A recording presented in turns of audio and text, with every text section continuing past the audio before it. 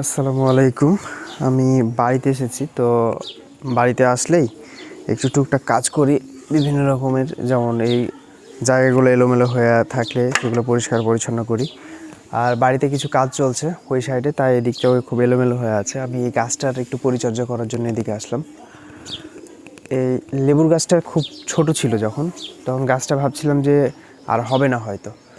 তো পরে এই গাছের নিচে বিভিন্ন ধরনের জৈব সার দেওয়ার পরে গাছের নিচে মাটি এক্সট্রা করে দিলাম, তারপরে গাছের এই অবস্থা। আর এই গাছটা প্রথম থেকেই ভালো ছিল।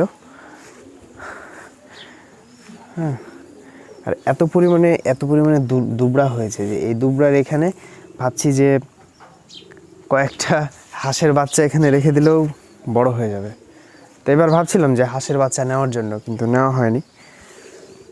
একটা লেবু নামাবো, লেবুটা বড় হয়ে গেছে তাই, কারণ আজকে লেবু আছে কি বাড়িতে একটা।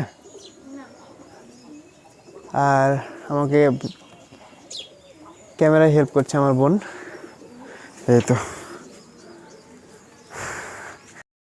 এদিকে খুবই এলোমেলো হয়ে আছে, মানে রডের কাজ টাজ, এখানে অনেকটা কাজ বাকি রয়েছে। আমি এদিকে আসলাম কারণ এই দিকটাতে আজকে সকালে উঠে আমি এগুলো পানি দিয়ে ভিজালাম। আর এই মেহেদি গাছটা হঠাৎ দেখছিলাম যে মারা যাচ্ছিল, তো এখন আবার ঠিক হয়েছে, কারণ এই গাছের গড়িটা হচ্ছে যে ছাগলে খেয়ে ফেলেছিল। আমি যখন এই বেল গাছটা লাগাই তখন খুবই ছোট ছিল, ভাবছিলাম যে হবে না, কিন্তু এখন অনেক বড় হয়েছে। কিছুদিন পরে অবশ্য বেলও খেতে পাবো ইনশাল্লাহ। আর এই নিম গাছটা কেটে ফেলবো, হয়তো বেশি দিন বড় রাখবো না, কারণ এই পাশে মানুষের বাসা রয়েছে, বাসা বাড়ির ক্ষতি হতে পারে, তাই কিছুদিন রাখবো। আর আতা গাছটার নিচে মাটি দেওয়ার কারণে আবার জোর ধরেছে গাছটা। আর কলা গাছগুলো যখন লাগিয়েছিলাম হচ্ছিল না, তো পরবর্তীতে এইভাবে ছাগলে খেতে খেতেই আজ হয়েছে। আমি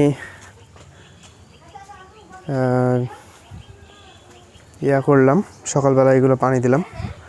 আর বড়ই গাছের এইটা এবার টেপ করেছি, কিন্তু যে জাতের যে বড়টা রয়েছে সেটা খেতে খুব একটা ভালো নয়, কিন্তু এবার চেঞ্জ করব আবার।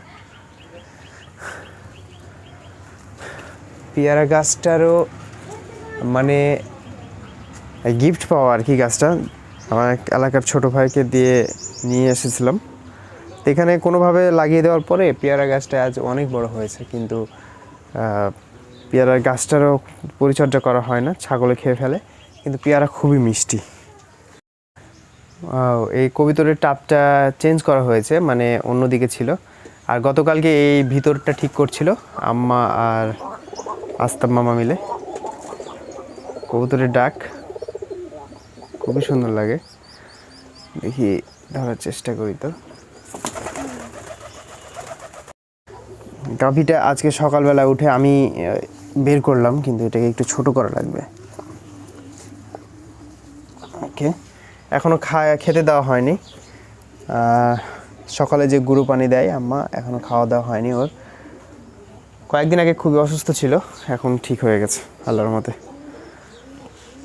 তো এটি করার কারণ হচ্ছে যে প্রতিদিনের কাজগুলো আমি কি করি বাসায় আসলে, মানে অর্থাৎ বাড়িতে আসলেও বসে থাকা হয় না, যতটুকু পারি বাড়ির কাজ টাজ করি, আর হচ্ছে যে আম্মাকে হেল্প করি।